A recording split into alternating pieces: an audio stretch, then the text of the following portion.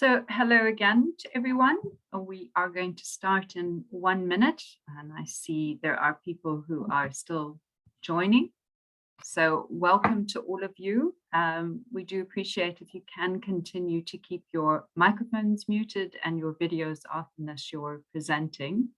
And do continue to please introduce yourselves in the chat with your name, organization, and country. And thank you to those of you who I can see have been introducing yourselves. So I am Professor Andrea Rother. I'm head of the Environmental Health Division at the University of Cape Town in South Africa. And we host and facilitate this pesticide discussion forum, which we have been doing for some time with the generous support of Sweden through the Swedish chemical agency Chemi. And really the purpose of these discussions is for us to have the opportunity to engage with different stakeholders representing different sectors and different regions around often very challenging issues to do with pesticides, pesticide risk reduction, pesticide management, and to really see how we can all work together to reduce risks and have more of a toxic-free future for the next generation.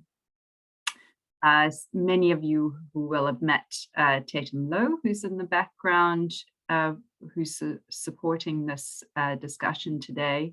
If you do have technical issues, you can find her in the WhatsApp group, which is on the screen, I believe. And you will get support there should you need assistance. We will be having polls during the discussion, and so I encourage you, if you do have a second device, to have that available so that you can go to menti.com. If you're just joining us, please do continue to introduce yourselves in the chat with your name, organization, and country. As I said, this is a discussion, not a webinar. We will have input and a presentation shortly from our presenter today, who will then guide us through 3 questions, which we will discuss in the chat. So we do ask that you continue to keep your microphones muted and your videos off. Really, the idea is to facilitate this discussion. We are a non-partisan group, so we may not agree with each other's comments, but we do respect the opinions of others. And today's discussion, which is, I think, quite a pressing issue for many of us and challenging for many regulators in low and middle income countries, is this concept of selling pesticides on the internet. And how do we regulate that, or also how does the industry comply with national regulation when selling pesticides online? And so to take us through this important discussion, we are honored to have with us again Beatrice Renier, who works with the FAO, the Food and Agriculture Organization of the United Nations, and who has presented to us before on various pesticide issues. She works for the FAO on pesticide management and is involved in many normative activities related to the FAO and WHO International Code of Conduct on pesticide management, and in field projects, particularly in West Africa. She's been involved in pesticides and chemicals at the international level for many years, also working at the OECD and participating in the International Organization for the Management of Chemicals. And she's been involved in many aspects of the pesticide life cycle, such as registration and residues, compliance, enforcement, biopesticides, obsolete pesticides, and many more. She's also very active in the development and training that goes along with the FAO registration toolkit. And if you're not familiar with the registration toolkit, I do encourage you to go and check it out. She holds a master's degree in chemistry and environmental science and an MBA. And she's currently supervising the development of new FAO and WHO short guidance on the online sales of pesticides. So Beatrice, thank you very much again for agreeing to take us through this important topic, which is very challenging. So I hand over to you. Thank you. Thank you, Andrea, for this kind introduction. Thank you, Tatum, and all your team for the organization of this discussion, indeed, on a challenging issue. So, and again, good afternoon, good morning, good evening to all of you online behind the screen. So indeed, today we are covering a topic which for some aspects we are all familiar with. I mean, we are all on the internet. I guess most of us are buying products on the internet. But for other aspects, I mean, those related to purchasing pesticide products, well, this is a topic which is indeed new. I mean, maybe not so new, but we'll see that, but new in terms of regulatory aspects and challenges. So yes, e-commerce or online sales, I mean, basically it has grown in the recent last 2 decades, and it probably has led to an increase of people purchasing pesticide products online. So basically nowadays anyone can buy almost anything online, and wherever you are. Well, that's the beauty of the internet, but it means that the national border and the national regulatory border, they hardly exist anymore. So that's something we really need to consider, especially for pesticide products. And we see that there's several ways of acquiring a pesticide product, whether you go on manufacturer sites, and there's some examples of companies, pesticide companies, they have their own sites, and they sometimes provide the option of buying directly on their site. Or what we've seen also is that you can buy pesticides through online platforms, and some are very famous, like Amazon or Alibaba or eBay, etc. So as I said, it's basically you can. This is accessible to almost everyone to buy pesticides, but this does raise many regulatory red flags, because it's the questions which are on the screens. I mean, what does it mean in terms of registration and regulation? What if the pesticide is not authorized or banned or with restricted uses in the country of destination? Well, in the country where it's supposed to be used. How do you control that? Who is ensuring that the buyer can actually buy the product and knows how to use it? So, and according to the label, and will there be sufficient information? So there's many questions, as you can think of. And FAO and WHO, as Andreas just mentioned, I mean, we are reviewing, we are starting to address this issue. And I'm pleased to mention that among the participants today, we have Tao from the Chinese regulatory agency, ICAMA, as well as Mr.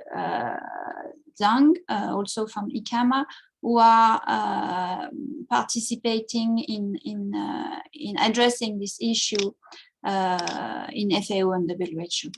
So next slide, please. So actually, the thoughts or the starting point for us to address this issue. I mean, last year we published a guidance on pesticide licensing schemes.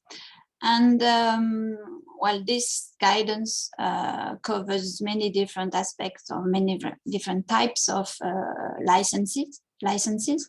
But there's some section that we thought it was useful to cover internet sales of pesticides. And as you can see on the screen, and it's an extract from the guidance, sales of pesticides over the internet is a complex issue as the market situation changes continuously and sellers and buyers can hide behind false names in often unknown locations. As you can see, there's many unknowns. E-commerce can facilitate the purchase of illegal pesticides on international markets, including those that are banned in most countries, not registered for use in the countries of the buyer, or are fake or counterfeit products. And the potential for anonymity increases the risks of improper handling and use of pesticides sold over the internet, hence increasing health risks and environmental contamination. So from this paragraph, I mean, you can see there's, as I said, there's many unknowns around the e-commerce of pesticides, and it can be quite tricky and difficult to control this trade. Next slide, please. So, as we said, I mean, it has raised some new regulatory challenges. And we think the situation is also quite different from high-income countries or low middle-income countries. I mean, in higher-income countries, there's already large e-commerce markets, and internet sales of pesticides already represent a growing share of the pesticide market. Although we still don't know, I mean, as part of the review we are doing, we would like to have even for the higher income countries and like in the US or the EU, for the specific share of the market for pesticides, we are searching for good data. And for low and middle income countries, and many of you are coming from those countries, and that's why we are really looking forward to this discussion today. I mean, it's pretty unclear how pesticide sales have developed in recent years and how things are taking place. And this is what we would like to hear from you today. So we know some countries have taken some actions already, whether by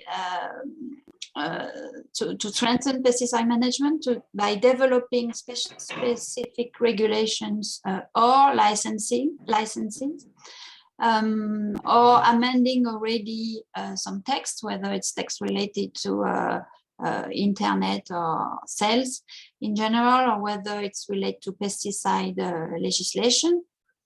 And also industry, we've seen some examples of some good practice guidance from the industry. So next slide, please. So it's really various new challenges we have to consider. As I said, it's now a global trend. Well, in a way, you can think that it would simplify the purchase and logistics, but it does create a lot of issues around the purchases and the logistics. For some actors, stakeholders in the supply chain, yes, it could reduce the cost. I mean, from the dealer, online dealer, to the buyer, but there's as I said, I mean, it's an area which is broadly not regulated, and there's also issue with parcel services. I mean, not necessarily anonymous, but they would need to be trained, or at least they would need to know what they are transporting.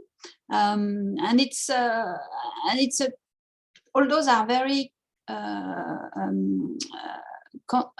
are really concerns, including a key one, which is the low level of public awareness of the risks related to e-commerce of pesticides. I mean, imagine that a parcel, like any other parcel of what you buy on the internet, arrive at your place, at your home, and it's your kid or it's someone with no knowledge of pesticides or chemicals receiving the parcel. There could be some accidental poisoning with mishandling, or I mean, you can imagine all kinds of consequences. So this is why we are working on this, and we would like to have some recommendation on this whole aspect of internet sales. Next slide. So this is just, I won't spend too much time on that, but I think we've given those examples in the PDF document as a background for this discussion. There's some cases, I mean, these are cases in the US, I think. The US EPA that has ordered Amazon to stop selling illegal pesticides, or also eBay. And you can see in the articles, if you go to them, that in the case of eBay, I think they listed something like 170 pesticides that shouldn't have been sold, whether they are not authorized or they are misbranded, or etc. Next is also, I think, next slide is just an illustration that basically you can buy, I said that at the beginning, almost everything on the internet, including those that are banned, like the endosulfan, which is banned under the Stockholm Convention. So that leads me, next slide, please. That leads me to the first question. Well, I would be interested in knowing whether you, I mean, not necessarily you, but whether you can buy pesticides over the internet in your country or the country you work in. And who, also, I'm interested to know who buys pesticides over the internet. Do you think they are farmers or non-professional for domestic amateur uses? And why would they do that? So several questions. I think you can respond in the chat, and later on we will have a couple of questions on the poll. Thank you very much. Thank you, Beatrice. Thank you for that background and for taking us into the first questions. If you have any questions on what Beatrice just presented, there was quite a lot of information and some important information. You may also post your question in the chat. But in the meantime now, we'll be responding to question 1 in the chat room. So at the bottom of the screen, I'll see you there. And as I said, we are, because there are several of us working on this issue and this in this group. We are very interested in hearing from you, especially I've seen in the presentations of the different people in the chat, people from South Africa, Kenya, Iran, Uganda, Zambia, Ethiopia, Eswatini, Tanzania, Madagascar, Zimbabwe. I mean, I may have missed some, but especially from you, from those countries, we would like to hear how this happened in your country. So thank you very much for your contribution.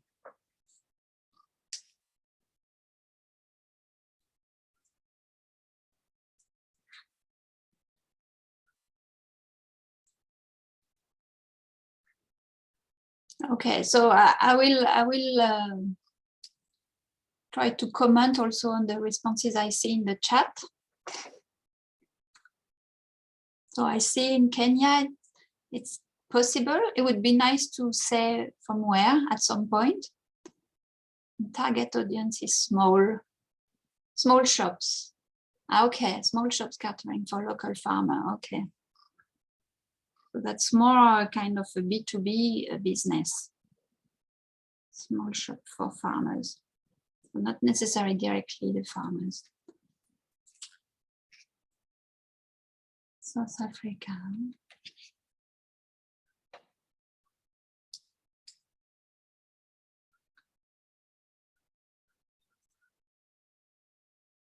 Bahamas. Ah, okay, Bahamas. We have someone from Bahamas. Just to note that there is a poll on the screen. If you would like to respond to that, you can click on the link that's in the chat, and that will take you straight to menti.com. Thanks. Okay, so in Ethiopia, no. And I at some point I like to know whether the no means it's not allowed or it's just doesn't happen. I see in Iran, supposed to be legal, so online sale is not permitted in Iran, from what I understood, but in fact you can do it and you find some advertisement.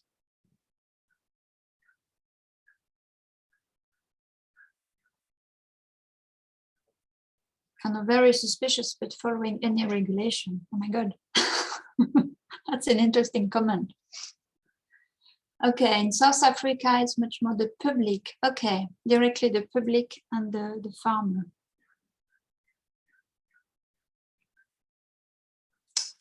Someone from Guyana.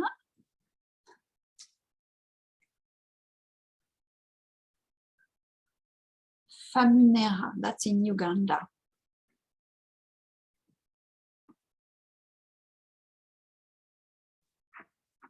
It would be nice to know, sorry, I won't type, but Famunera, whether it's a shop dedicated to agricultural product or it's a general shop, because that could also be something we should distinguish, whether the online shop, they are I mean, multi-channel, a multi-product platform. Basically, you can buy everything, or it's dedicated to agricultural products or agricultural in the large sense. I mean, not only pesticides, but machinery or other things.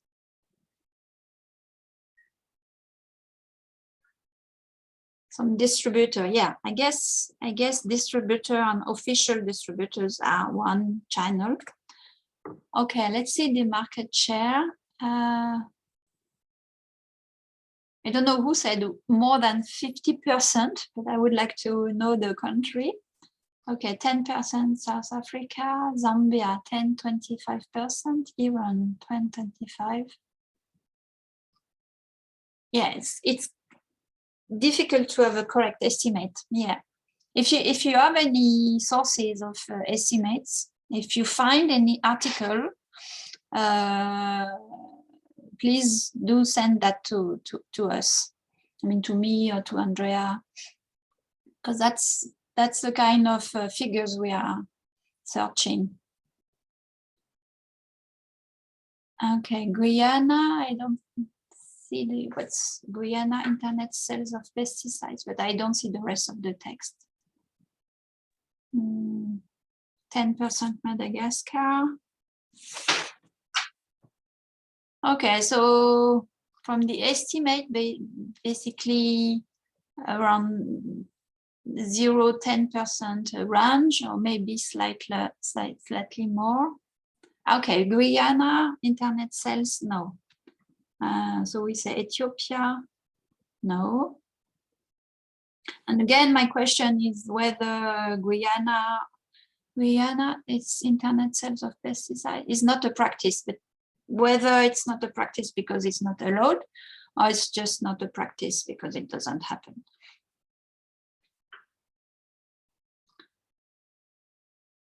Oh, not allowed. Okay, I see that in the chat.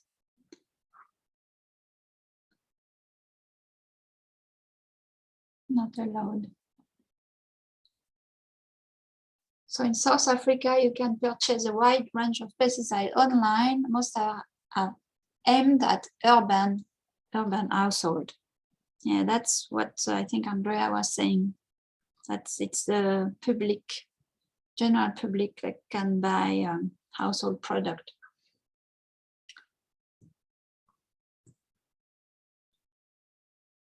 Small scale farmer buying. Okay, in Zambia, it is possible. Observed during the COVID period that retail agroshop advertised this. Yeah, that's a good point. To mention that when there's a crisis, I mean, like the COVID period we've been facing, I don't know how long it will last. It has basically has been linked to a development, an increase of sales over the internet, and I guess pesticides as well. And one word that is important in what Patricia said about the advertisement. I mean, again, that's a point we should be careful about. That the how the advertising is done for pesticide, where it's, let's say, where it's allowed, because there are some good practice about advertising of pesticides, and it should not be linked to encouraging the use of pesticides, and then there should be no gift or no discount or this kind of aspect that would encourage the purchasing and the use of pesticides. So that's another point that is important, advertising. In Zambia, it's possible to buy online, trying to keep up with the number of comments. Kenya, anyone can buy them for own use. Rwanda, yes. Non-banned pesticide, okay. So there's some, there are some, let's say, limitation about what can be bought.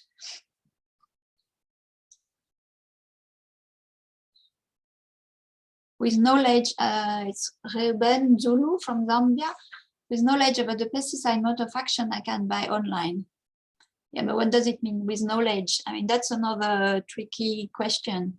I mean, how to ensure that the person who are buying pesticide online, they have the knowledge. I mean, maybe you have the knowledge, so I would be less worried about you buying pesticide, but basically the general public. So how do we ensure that when buying online, I mean, the person has the sufficient knowledge, knowledge about the use, about the risks, etc. I see this is the second part of the poll. What are the main channels for buying pesticides on the internet?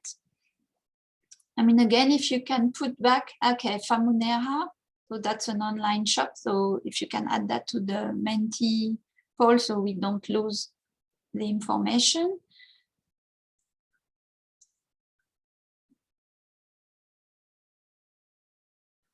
In Zambia, one cannot buy the pesticide online.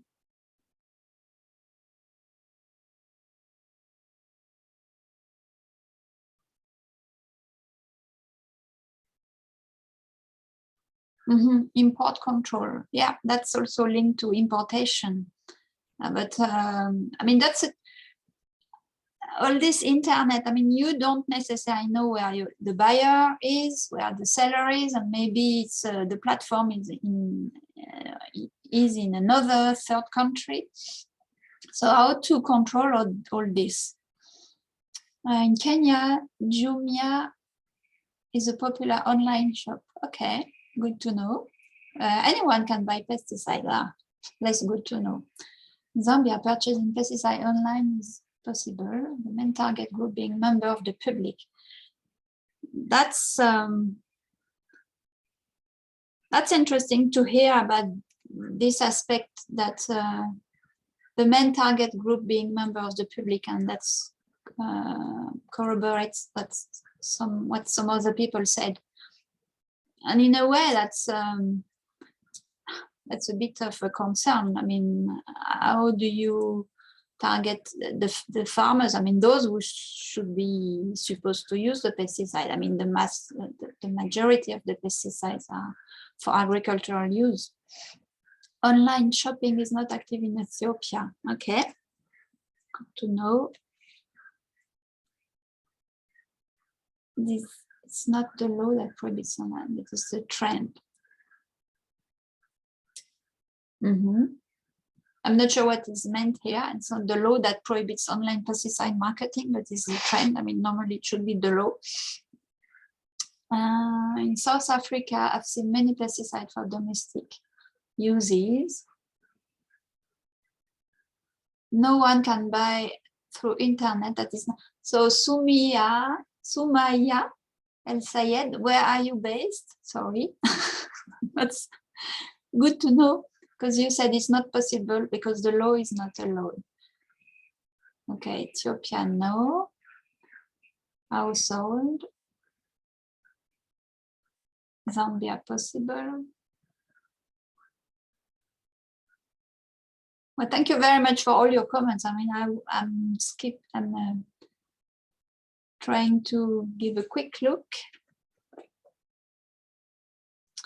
Guyana, it's not a practice because pesticide vendors are located within farming community. Okay, so it's still a traditional market channel.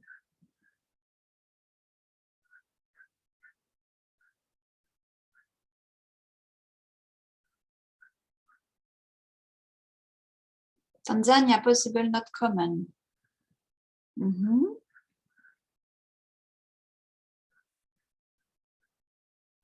Okay, well, thank you very much for all your contribution. That gives a view, a better overview of the situation in your countries.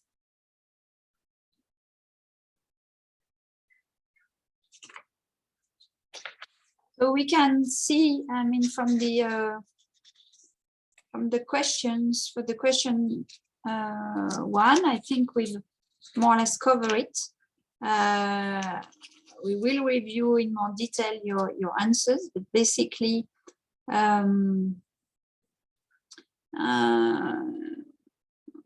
know that in most countries, although in some countries it's not very common, you can buy pesticide over the internet. Some of you said that it's also well, maybe you didn't say that, but the non-professional users, not necessarily the farmers, because I would have thought maybe the farmers, but the non-professional users, they really buy online.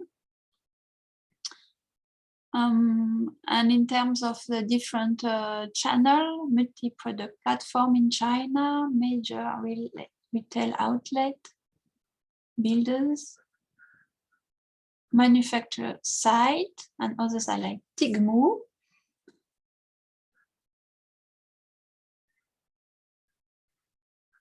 Okay, there's another point because we've mentioned manufacturer site, multi-product platform. I see one comment about more the social media sites, like I've seen Facebook somewhere. Yeah, I think now we can buy on Facebook. But the idea is maybe Facebook is also, I mean, those social media site, they are also there to provide some information. I mean, sometimes it's possible to buy online, like what Facebook does, but sometimes it's just for sharing information. I guess many social media sites you cannot really buy online. But that's also a third way of, it's not, oh, it could be direct sale or getting information about products.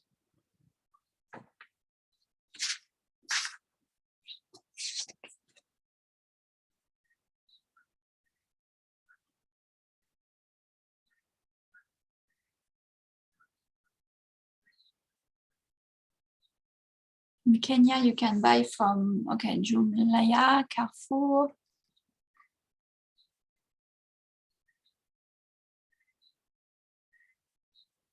manufacturer sites.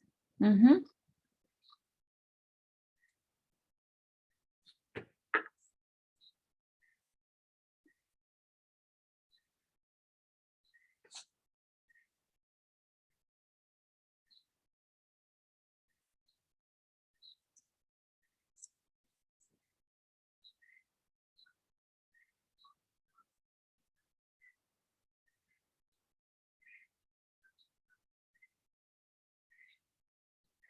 Okay, and I think from the Bahamas, Yasmin Johnson. I mean, you mentioned the fact that large amounts may require a business license. That's also something worth noting, although there's no regulation.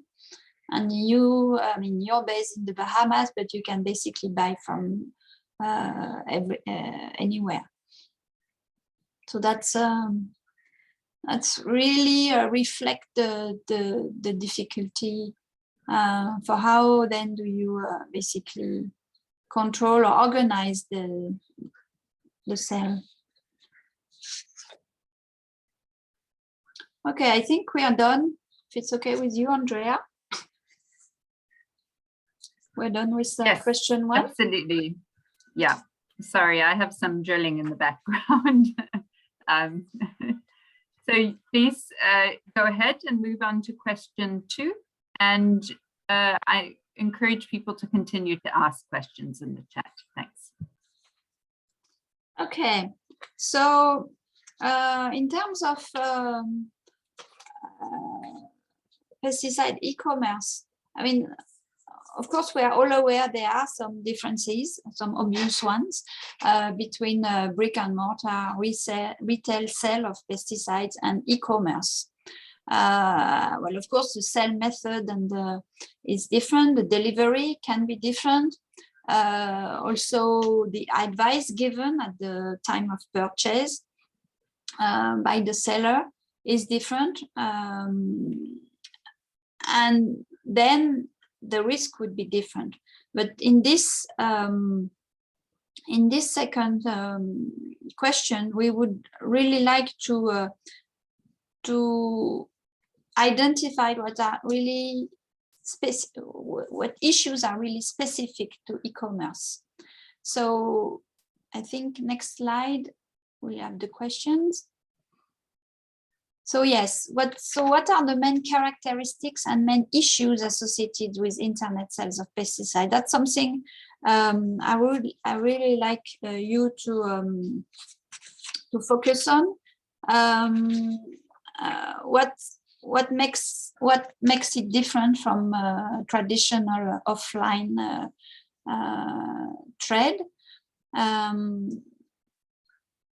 So that's really, I mean, we are all aware of issue dealing with pesticides, but that's something here I would like to really identify what is really specific to internet sales of pesticides.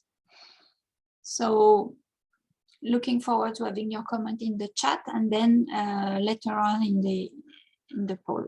Thank you again. Thanks, Beatrice. So we will continue discussing in the chat and there will be some polls that will be posted shortly. Thank you.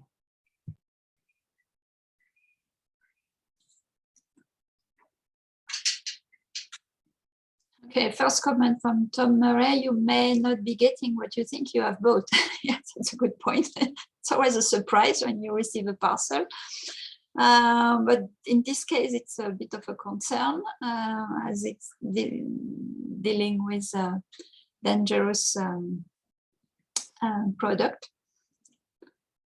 Some of the pesticides sold online may not be registered locally. Yes, that's the at least that's one of the key concerns we have, how to make sure that the product you buy, they are registered where you are going to use them.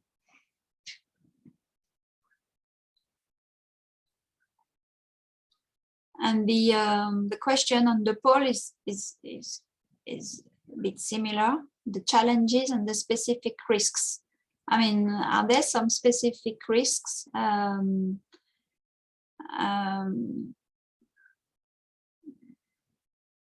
with e-commerce.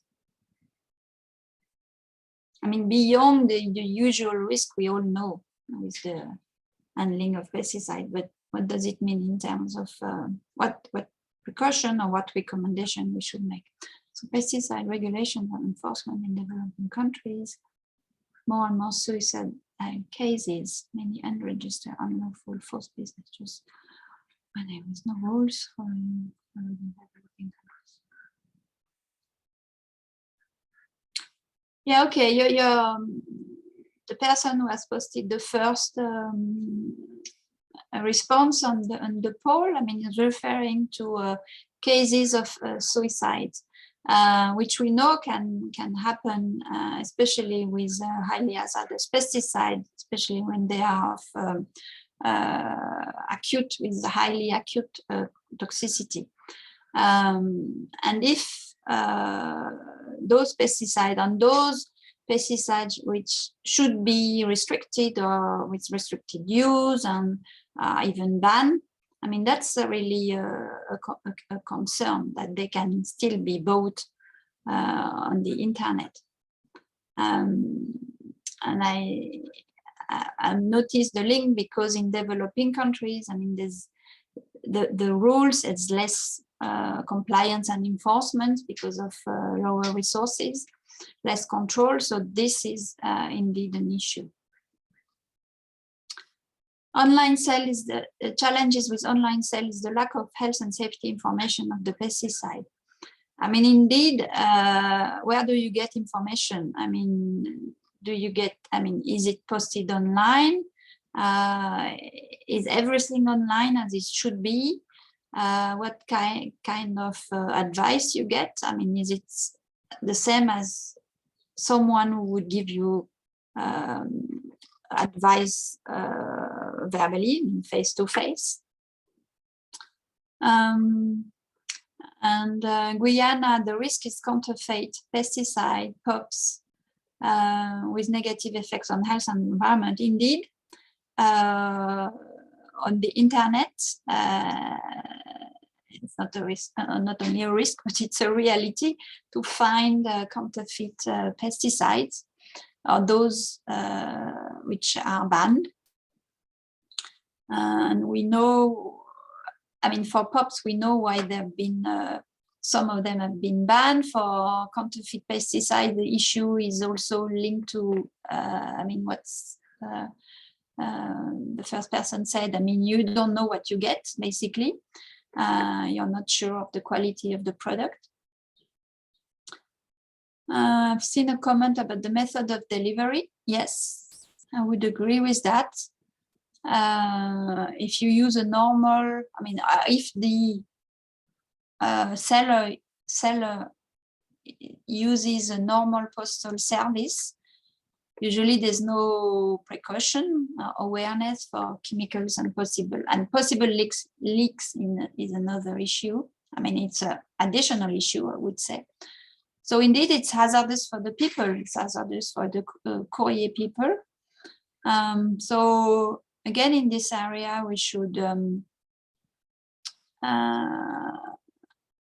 have some recommendation, something like those products, they should not be delivered by just normal postal services, but they should be, at least the people who are handling this product, they should know what they are touching, handling. It's hazardous for people delivering and for the recipient. Yeah, as I said, I mentioned, or if a kid receives the parcel and opens it, so what does it mean? I mean, you can imagine the risk associated. It's very difficult to verify the authenticity of the product online, yes. So what should we do about that? Fake formulation, yes, coming back to the issue of counterfeit or illegal pesticides. We don't know what we get. At least it's you don't get anything. I mean, you just get product with no efficacy. but you can get something which is quite dangerous. So, and controlling highly hazardous pesticide would be quite, I think, complicated. Yes. So, what should we do about those HHPs online? Whether they are HHP or restricted use, as I said, even banned in some countries.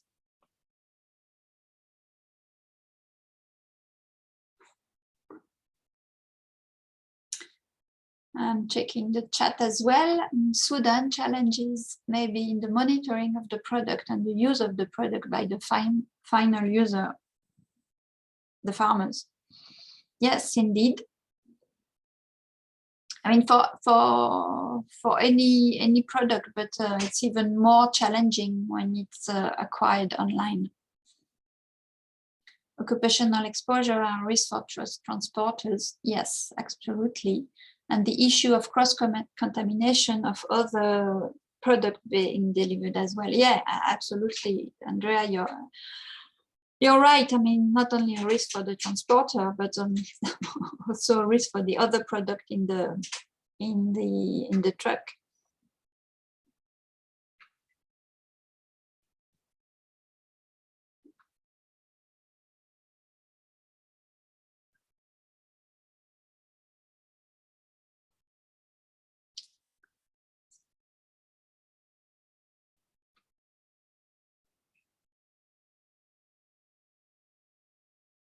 Indeed, I mean, Christopher Kanema, Zambia, I mean, you've summarized it well. Everyone can buy pesticides, correct? There are several internet platforms where pesticides are advertised, yes. And as I said, we should be careful about the way they are advertised.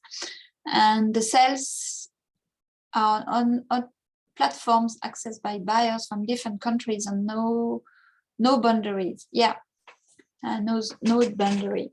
Indeed, the issue of national boundaries and national regulations, how to make sure they are comply with the internet.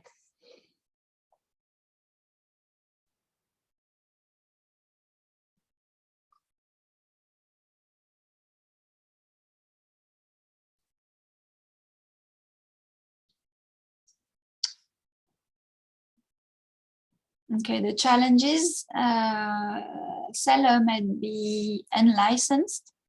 Yeah, if there's some countries may have put a license to sell on the internet,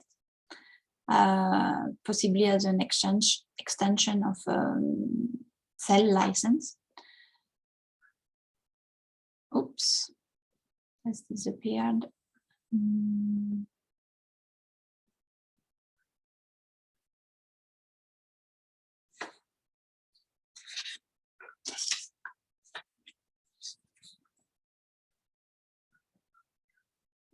And selling, so sellers may be unlicensed and selling product banned in your country. The potential to poison, yes, what we are saying, issues of poisoning delivery staff, handling the package. If it's dropped or poorly handled, that sometimes we know how they handled the different package. And indeed, you don't know what you're getting. So the packaging could be compromised. Actually, that's right. I mean, and that could create some leaks. So, I mean, how do you deal with the leaks in the trucks and this potential for contamination? Beatrice, we've gone on to the next poll, but I'm not sure if you were finished commenting on the previous poll. Did you want to make any more comments? That's okay. We can move to the second part of the poll because we've seen all the potential problems and challenges. We are halfway through our discussion. So it's good to start thinking about a little bit about what do we do? So this question is, who should control the sales of pesticide on the internet? What are your suggestions? How should this be regulated? How can this be done? And what tools are there or should be available? Could you suggest some ways of dealing with internet sales? Now you've identified all the potential issues. What would you do? Or what is being done in your country? Let's try to identify solutions.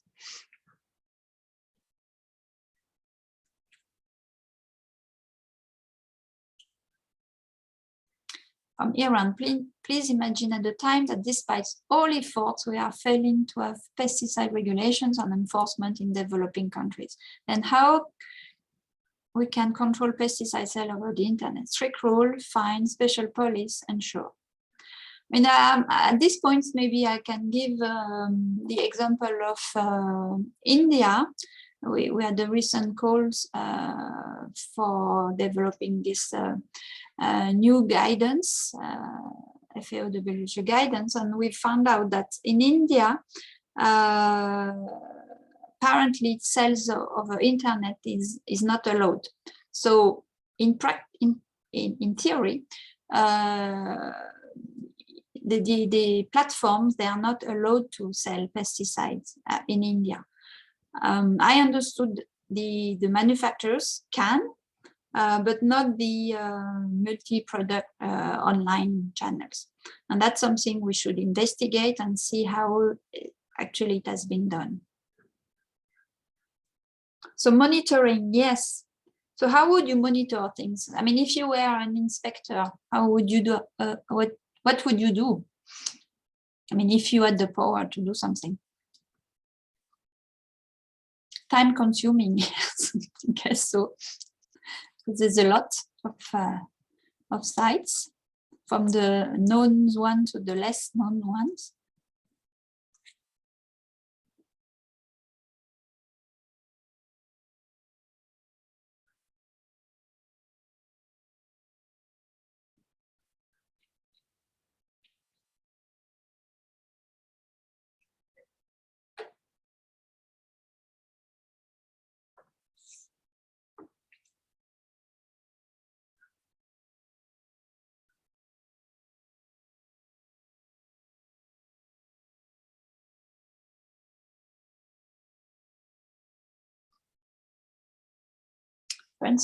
Strengthening border control, yes. I mean, that's in general, I would say, whether for online sales or for offline sales.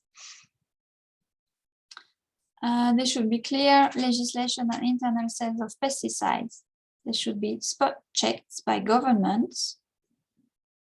And the fines must be very high. Industry bodies should be required to police their members, and they will receive a fine as well. I mean, it's all to be linked with compliance and enforcement. I guess the check by governments, the level of the fines,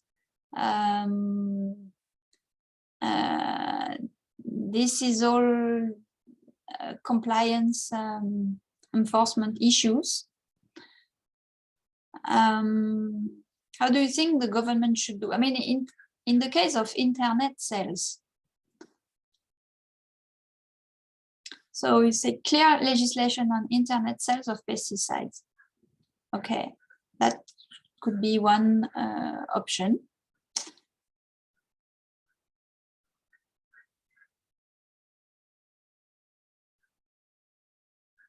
I mean, I guess most of your countries, they have already some pesticide legislations.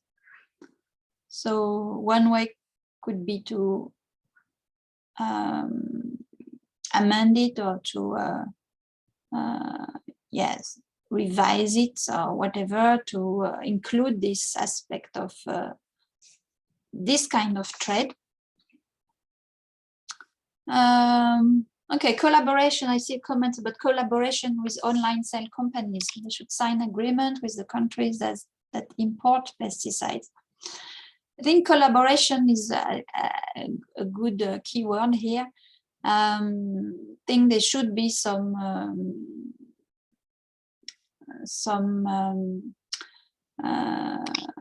activities in that sense, especially for the if it's allowed for the online trade online platform.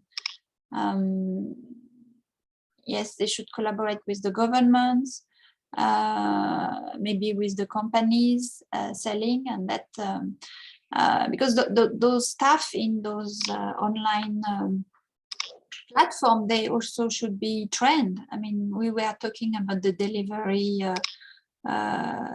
staff people, but there are also all those people handling pesticides in those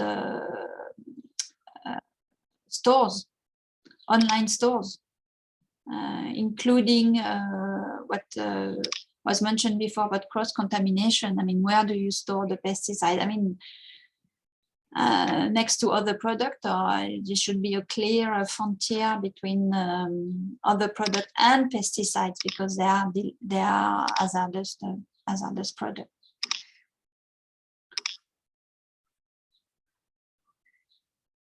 Controlling online pesticides is a joint responsibility for government, agencies, manufacturers, and the public.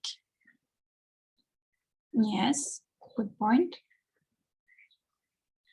Best way could be to educate farmers to be familiar with the right pesticides, otherwise it will be difficult for other parties to successfully control, as farmers buy the pest product online and receive the product directly. Yes. I mean, yes, I mean, farmers, they need to be more aware of the pesticide and the risks, how to use them, definitely. Because that's the, like the extension services, we are missing a step here, because we're going directly from some sellers and sellers that you don't really necessarily meet directly to the farmers or to the users.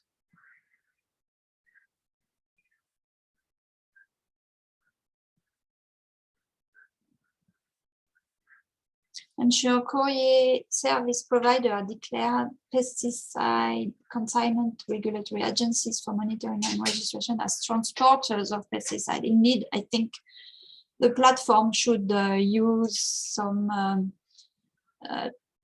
transporter who are licensed, who have the authorization to transport dangerous goods.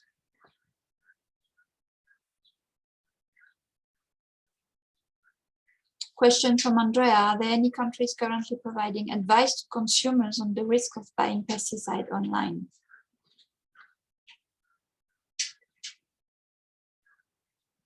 That would be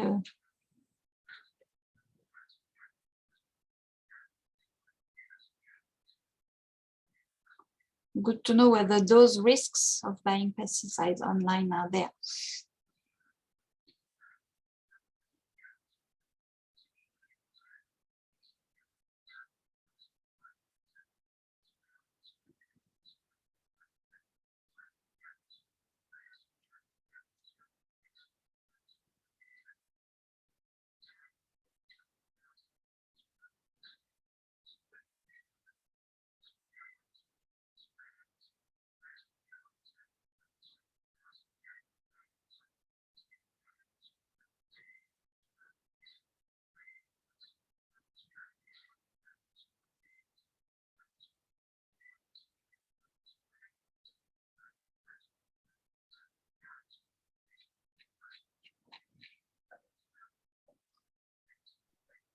Beatrice, do you want to make any more comments on the poll postings before we move on to the final question? Okay, so we can, I guess we can move on. Let me check again. Okay, so just to sum up what has been said for this question, the second question. Well, first we started with identifying the specific risks and challenges, and it's was good to mention some specific issues related to, yes, the delivery, the registration, the cross-border aspect, the cross contamination, I mean, during transportation or storage. The risk for human health, including suicides and the environment as well, in case of leaks. Quality of pesticide, if we are dealing with unauthorized pesticides or counterfeit or illegal. And in terms of the control, I think it comes down again to compliance and enforcement, but it also shows that some cooperation is needed, training and training among those who are selling pesticide, because I guess training for those using pesticide, I mean, this is really, I mean, it has been the focus for many years, but really for those selling pesticides online, which are not necessarily aware of the risk of the pesticide, that should be a point of interest, of attention. Well, I think we can move to the next question. Andrea, what do you think? Yes, that sounds good. Please go ahead, and thank you very much for taking us through the second part. That was also very important, what's been highlighted by you and by members. So okay, question 3. Question 3. So as I said, FAO and WHO are currently developing a short guidance to help primarily pesticides in low and middle income countries in managing pesticide e-commerce, and to provide them with some options and recommended good practice. So that's what we've been working on for some months already, trying to list those risks and challenges, and we will certainly use your suggestions from today. We are also trying to, as a guidance, to develop some good practice. So next slide, which is the question, and which is a key, which should be a key point in the guidance, is what should be the roles and responsibility of the different stakeholders. Particularly the online platform. We see that could be, they concentrate all kinds of issues. Online platforms, of course, if they are legally authorized to sell pesticides, as given the case of India, where it's not authorized. We've heard that today that in, for example, in Guyana or Ethiopia, it's not as well. Maybe in other countries, I will have to read again your responses. Okay, there's many stakeholders, but let's focus on the online platforms. So what should be their roles? Could you, and their responsibilities? How should they handle this kind of sale? So that's the first question, and again we will have some polls to complement this final one. Great, thank you. So we will move into the chat and continue responding to question 3. Thank you.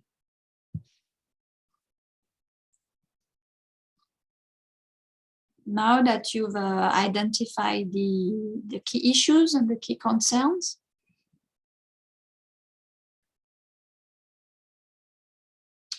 it's important to define and to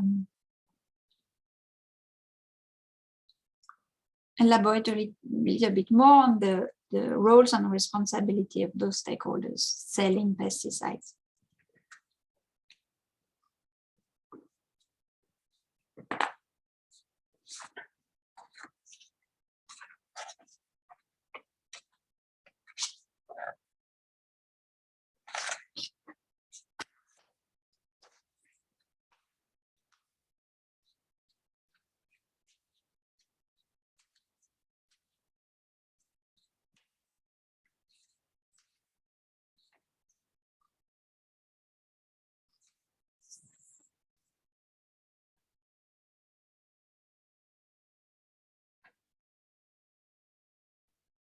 So there is another poll question. Please do go ahead and click on the link, which is in the chat, and that will take you to Menti. If you're already in Menti, you can just click on next question, and you can respond to the question on the screen. Thank you. Thank you. And it's really to know, some of you have already responded, but it would be good to know whether your countries have regulation that cover pesticide internet sales. So we know sales is happening online, but whether there are regulation.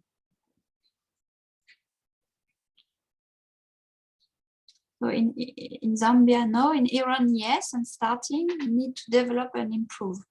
That's interesting. Would like to know what you're going to put in your text.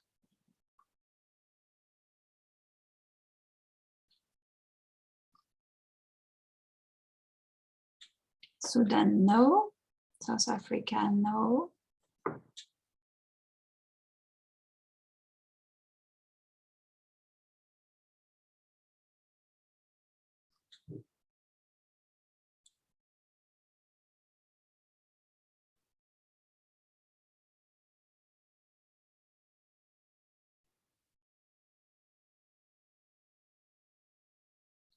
Okay, I'm reading now the chat. The most important aspect for the actor is to build trust and transparency. Indeed, that's two keywords, important ones.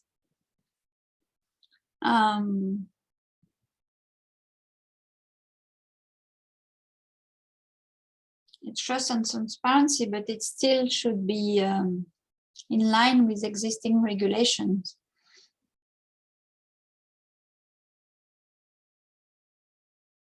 Regulatory authority must strengthen the control and supervision of entry point and ensure close monitoring. Yes, indeed, monitoring is important, but how would you do monitoring? As I said, if you were an inspector and you want to check how things are being done in your country, what would you do?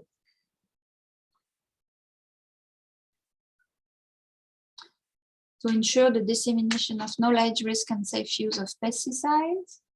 Indeed.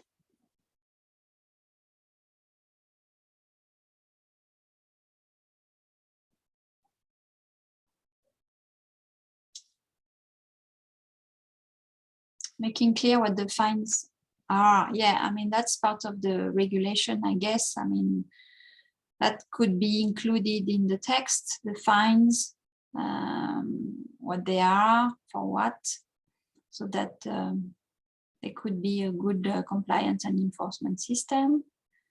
In Kenya, no. Okay. All users, distributors, dealers should order the product for officially recognized store. That's good. That's a good suggestions. We should encourage the online sales to buy from officially recognized. Well, I was thinking of official companies. Online, I missed.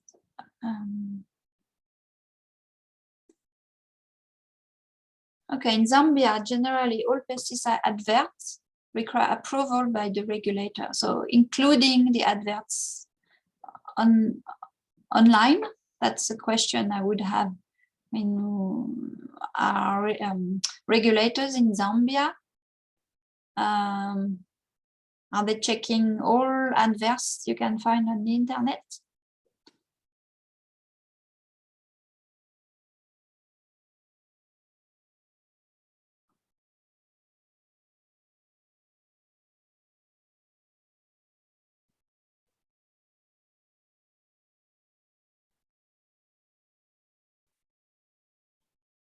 Tanzania, no. Okay.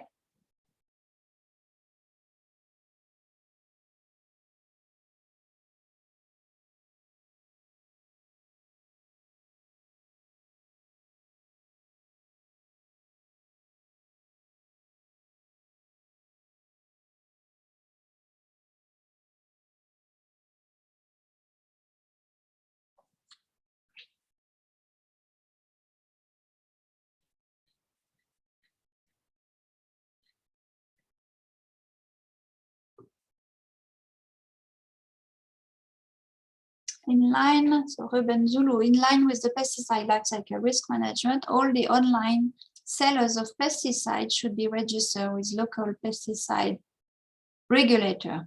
Yeah, that's a good recommendation. The online sellers of pesticides should be registered.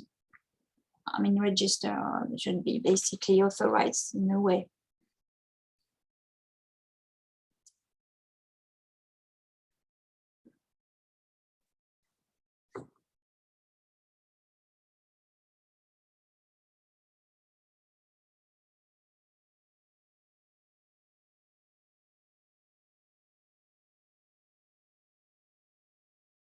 So from Ahmad in Iran, yes, I mean, that's why we are talking about this issue, because the online sales of pesticide nationally and internationally, yeah, it is expanding. So we need to see whether existing regulations are still relevant, or whether they should be amended to include this kind of sales. And it could be, yes, indeed, it could be a dangerous situation in developing countries where the systems, the level of resources are not so important. So the risk can be higher in those countries. So surely FAO, WHO must do something. I mean, we are trying to, we cannot control things, but at least we are trying to think about the issue and provide some recommendation to help you later on to develop some adequate legislation.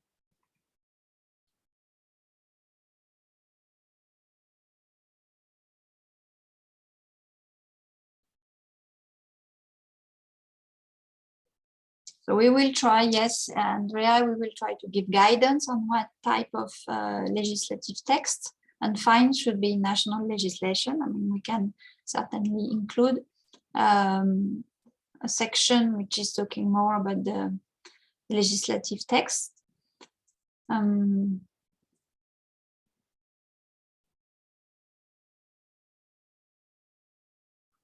then the role of the industry. Indeed, industry should be self-policing and should start by perhaps implementing an online selling association to monitor, sell, and implement guidelines. I mean, we've found some guidelines from the industry in general, but if you have some further guidelines from the private sector how to deal with internet sales of pesticide, that would be great to share them. We are also trying to look at similar sectors like pharmaceuticals, because pharmaceuticals they are facing the similar kind of issues with all the pharmaceuticals you can buy online.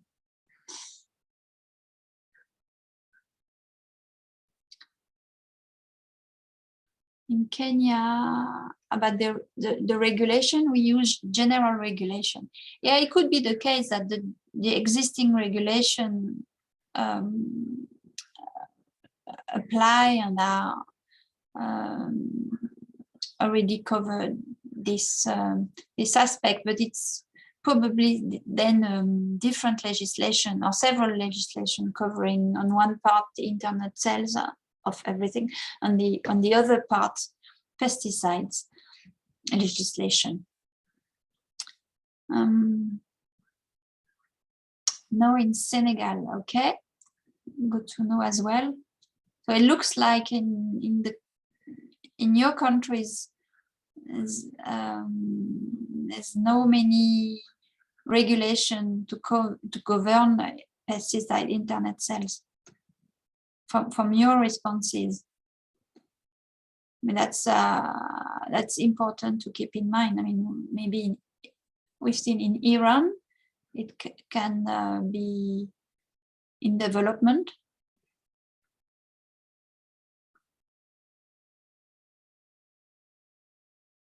Okay, I think there's another for this first poll. I think we've covered, yeah, okay. So the second part of this poll question is, could you recommend some good practices for online pesticide sales? And maybe some of you have already, not maybe, some of you have already given some, but maybe you can copy them again here, because sometimes they were in the chat or here in another questions. But so we have a nice summary of the good practices for online sales. You've talked a lot about regulations, to have some adequate regulations. You've talked a lot about enforcement and compliance issues, fines that needs to be adapted.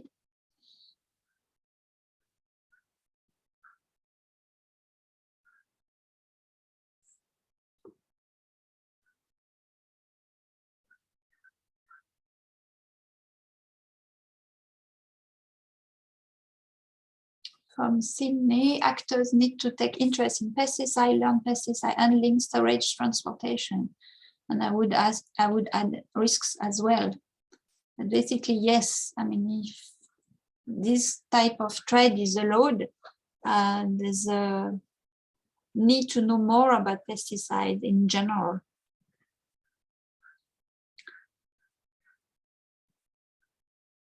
But maybe, I mean, in some of your countries, maybe it can be not authorized. I mean, as I said, you may, well, in most of your countries, there's no clear regulation about it, so sale is happening. It could be the case that regulation will exist and will say, well, it's not allowed. Given the example of India, that's a possibility for the future development.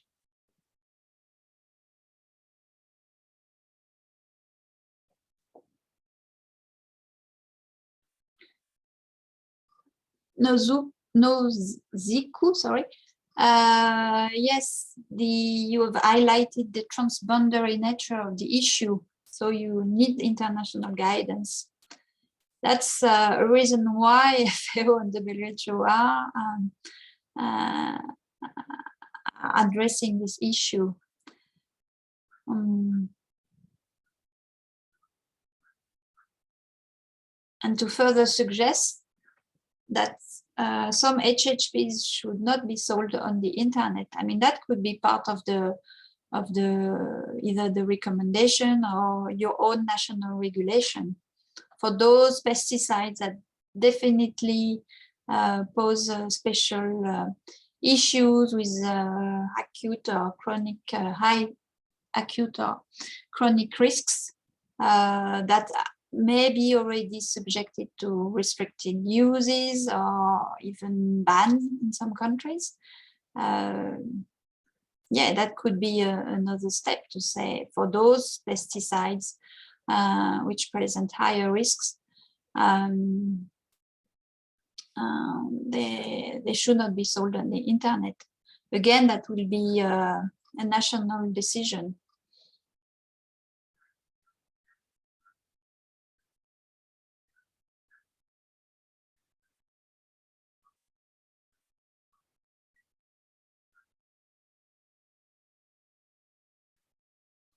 Yeah, Andrea, you're adding that if they fall within a particular category, WHO or GHS hazard class, that's also hazard-based approach that could be used by countries, indeed.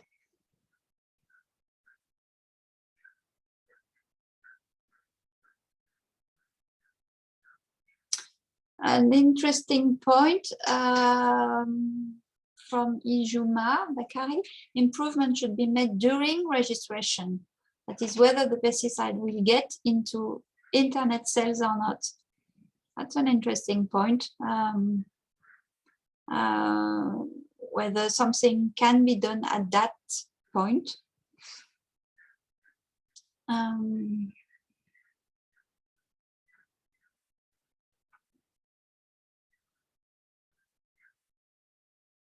Because so far we've always thought about, okay, only the registered pesticide should be sold on the internet. What about having something during the registration process to be considered?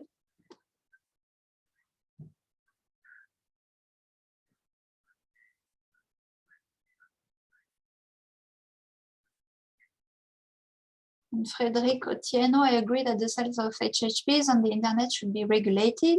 That should be a reporting requirement for online sales platform on the types of pesticides sold via such platform. Yeah, indeed, we could put something like the, I have no idea, but the reporting requirements for the platforms regarding, well, any pesticides, I would say, they are selling.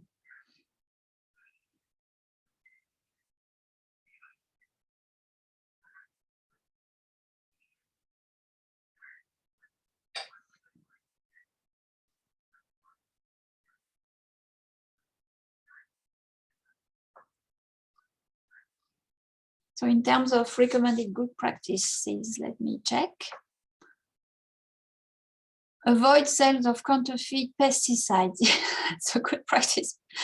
I don't know whether we can say those things in a good practice, but meaning that we should, the good practice is allow only legal pesticide to be sold. Yes, as with any kind of trade. But sometimes it's good to repeat it.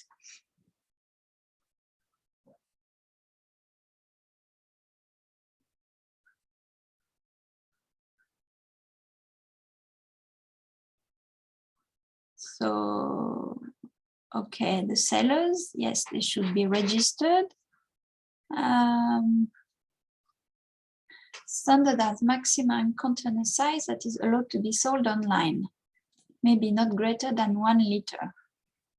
Oops, I need to read the rest. That's an interesting one about packaging issues.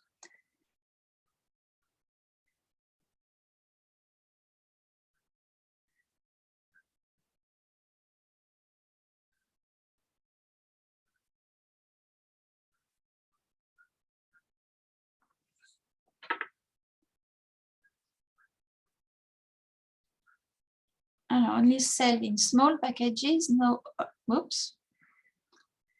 Standardized maximum container size that is allowed to be sold online, maybe not greater than 1 liter. Standardized type of packaging to be used to ship the pesticides, a good idea. Okay, that could be something to be added on the packaging aspect, or the the packaging of the pesticide itself, but the packaging for transportation. No HHP should be sold online as an idea. Yes, we'll discuss that. And or no online sales of WHO class 1A, 1B, or 2, and no GHS. I guess it's GHS. Yeah, so that's something linked with the hazard class. GHS class 1A, B, or CMR. Fine internet platform for non-compliance is everything to do with the fines. Make risk information available in multiple languages. Yes, yeah, the issue of languages, I mean, it should be easily, I mean, with internet now, and it's easy to post in multiple languages. So that's also should be ensured, like for the label in general.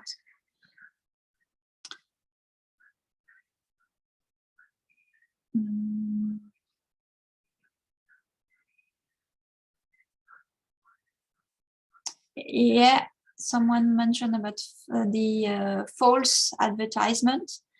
Indeed, the issue about advertising, we've mentioned it before, but false advertisement or misleading one should be not only not permitted, but should be punished. So there's many, it's interesting because you're suggesting many different aspects as good practices. The point of the sellers, the packaging, the advertising, the category of pesticide that should or should not be allowed to be traded online.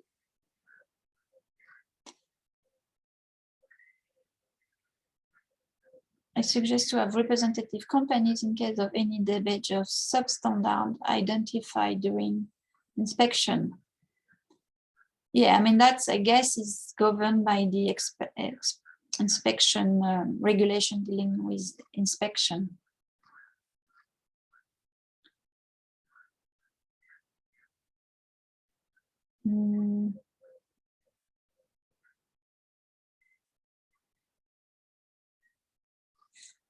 Okay, is there anything? Okay, I'm missing some comments in the chat.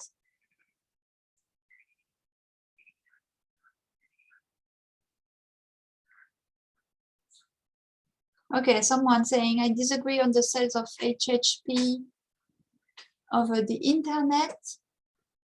However, if a country approves such through the regulations, that HHP can be picked only from certified professional industry player.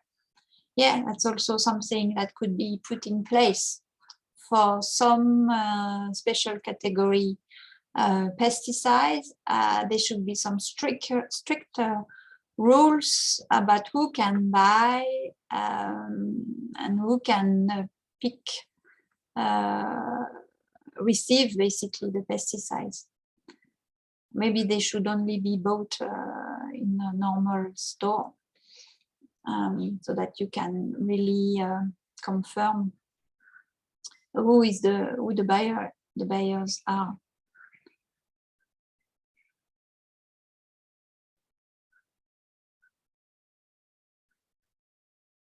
Yeah, challenges with worldwide online markets such as platform Alibaba.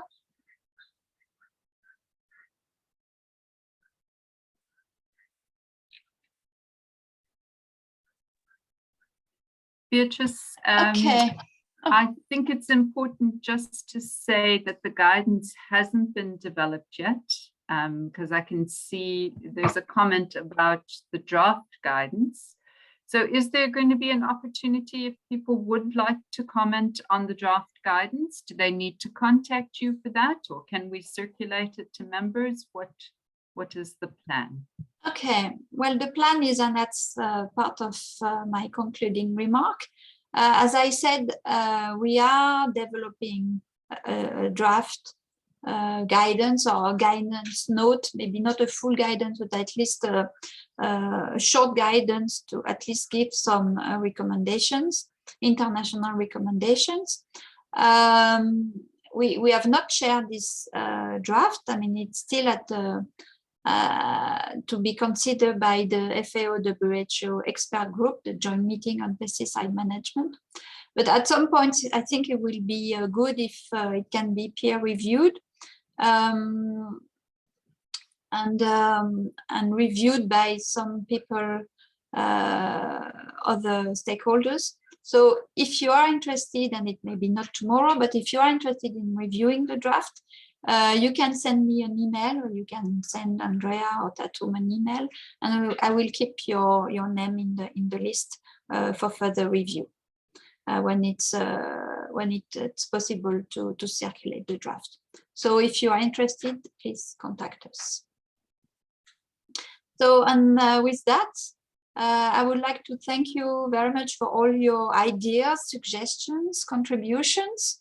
I'm sure our colleagues who were online today, who are involved in developing this short guidance, have taken good notes of all your suggestions.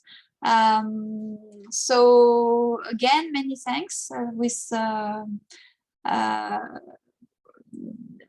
replying to these questions, to the polls, sharing your ideas and remarks, and we will try to take them into consideration for this new draft. So thank you very much for your participation.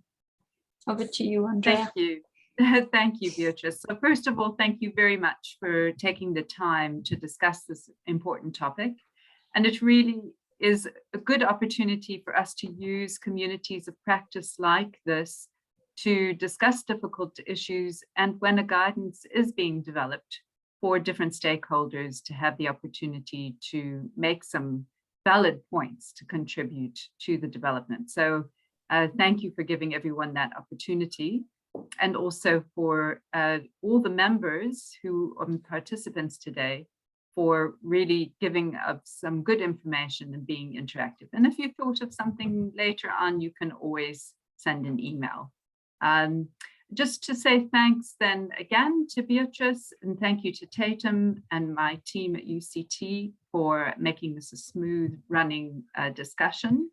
Thank you to all the participants. And also just a reminder that we do produce a digest.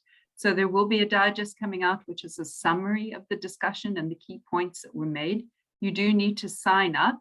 The link has been posted in the chat. So if you sign up for the discussions, you will get the digest. We also have a pesticide weekly newsletter that we distribute actually bi-weekly.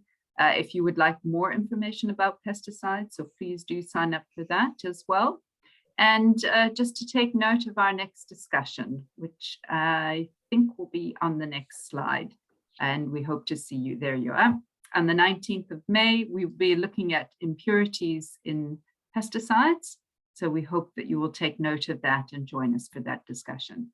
So thanks again to Beatrice and to the drafting team and to all of you, and stay safe, and we'll see you on the 19th. Bye Thank for you. now. Thank you very much. Have a nice rest of the day, everyone. Bye-bye. Bye, thank you.